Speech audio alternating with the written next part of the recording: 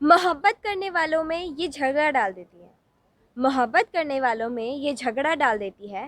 सियासत दोस्ती की जड़ में मट्ठा डाल देती है। सियासत दोस्ती की जड़ में मट्ठा डाल देती है। हेलो फ्रेंड्स, अभी मैंने आपको जो शायरी सुनाई उसे मशहूर शायर मनोवर राणा ने लिखा है। अब ये बात आई कि मैं आप लोगों को ये शायरी क्यों सुना रही हूँ, तो वो इसलिए क्योंकि मैंने अपने फेवरेट पोएट कुमार विश्वास का एक इंटरव्यू देखा, जिसमें उन्होंने अपने दोस्त जो कि है दिल्ली के deputy chief minister Manish Sisodia, उनसे अपनी दोस्ती टूट जाने की जिक्र किया था। तो अब आप लोग कहेंगे कि मैं अपने चैनल पर पॉलिटिक्स से रिलेटेड वीडियोस कब से डालने लगी। तो मैं आपको बता दूं कि इस वीडियो में सिर्फ पॉलिटिक्स से रिलेटेड बात ही नहीं होगी, बल्कि इमोशंस की भी बात होगी। क्योंकि कुमार विश्वास ने अपने इंटरव्यू में दो बहुत ही इंपॉर्टेंट बातें बोली। तो उन्होंने मनीष सिसोदिया के बारे में क्या कहा और उनकी उनसे दोस्ती कैसे टूटी, ये जानने से पहले आप लोग ये देख लीजिए कि उन दोनों की दोस्ती कितनी मजबूत थी। अरविंद केजरीवाल, मनीष सिसोदिया और कुमार विश्वास, अन्ना हजारे के अलावा यही तीनों अन्ना आंदोलन के चेहरे थे। केजरीवाल और मनीष सिसोदिया तो एक दूसरे को पहले से ही जानते थे, लेकिन कुमार विश्वास इस विश्वास के साथ ही इस आंदोलन के साथ जुड़े कि बचपन का दोस्त बोल रहा है तो उसकी मदद करनी चाहिए। 35-40 साल की दोस्ती थी। कवि मन तो वैसे ही सच्चा होता है, इसलिए मनीष सिसोदिया के कहने पर कुमार विश्वास इस आंदोलन में कूद पड़े। 40 साल की दोस्ती कम नहीं होती, खास करके अगर वो दोस्ती बचपन की हो।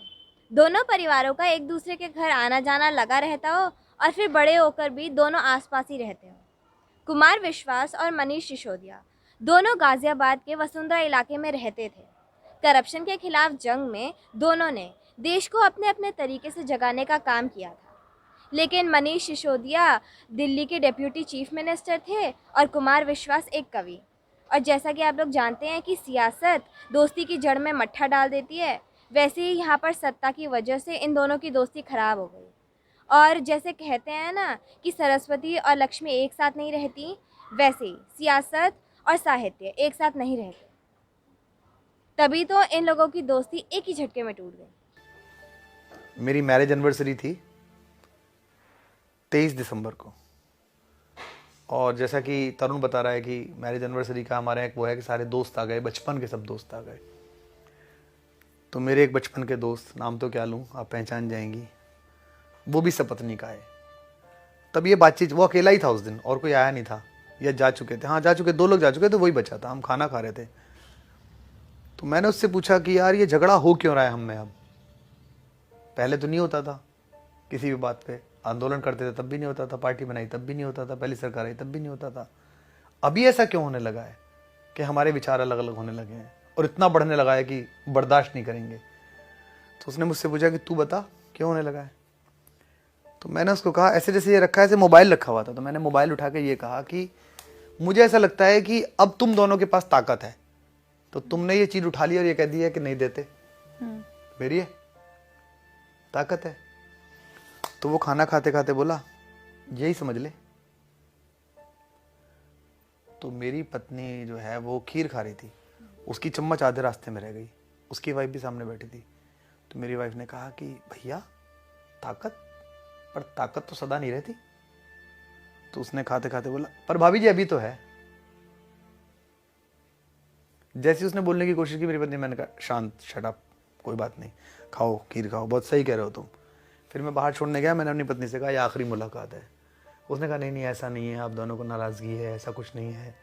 मैंने कहा नहीं, 38 साल 40 साल की दोस्ती, 40 साल 45 साल पुराना रिश्ता, पहली बार का, पहली क्लास का, वो आदमी कह रहा है कि अभी तो है ताकत।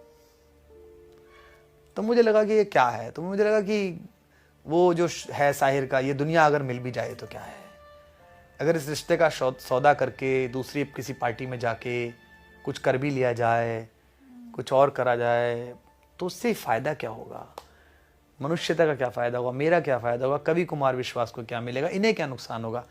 तो मैंने कहा तुम्हारी तुम जानो भाई, ईश्वर जाने तुम्हारी, मैं अपनी जानूं। हो सकता है आप लोग सोच रहे हो कि ये कुमार विश्वास का पक्ष है, हो सकता है कि वो अपने हिसाब से बोल रहे हो, लेकिन मैं आपको बता दूं कि मेरे एक अंकल हैं, वो 2003 में मनीष सिसोदिया के साथ ही काम करते थे। उस समय मनीष सिसोदिया जी न्यूज़ में थे और मेरे अंकल भी।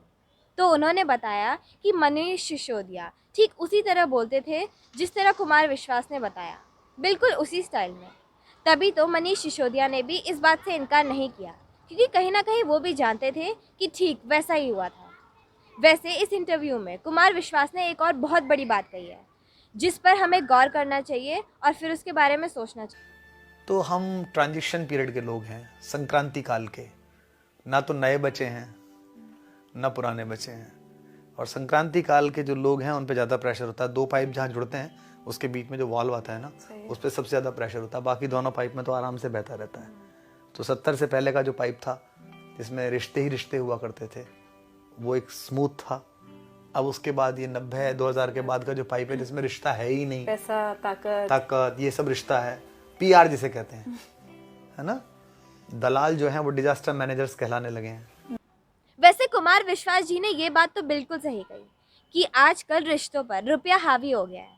मैं भी देखती हूँ कि आजकल कोई भी किसी से रिश्ता निभाना नहीं चाहता, सब फॉर्मेलिटी में तब्दील हो गया है।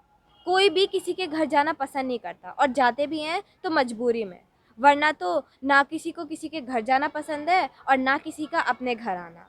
सब लोग आजकल न्यूक्लियर फैमिली में रहते हैं, क्योंकि कोई भी किसी के साथ कोई भी संबंध नहीं रखना चाहता। आप लोगों का इस पर क्या एक्सपीरियंस है? कमेंट बॉक्स के थ्रू ज़रूर बताइएगा। वीडियो पसंद आए तो वीडियो को लाइक एंड शेयर करें, चैनल को सब्सक्राइब करें, साथ ही बेल आइकन प्रेस करके ऑल नोटिफिकेशन ऑन करना ना भूलें। Thanks for watching.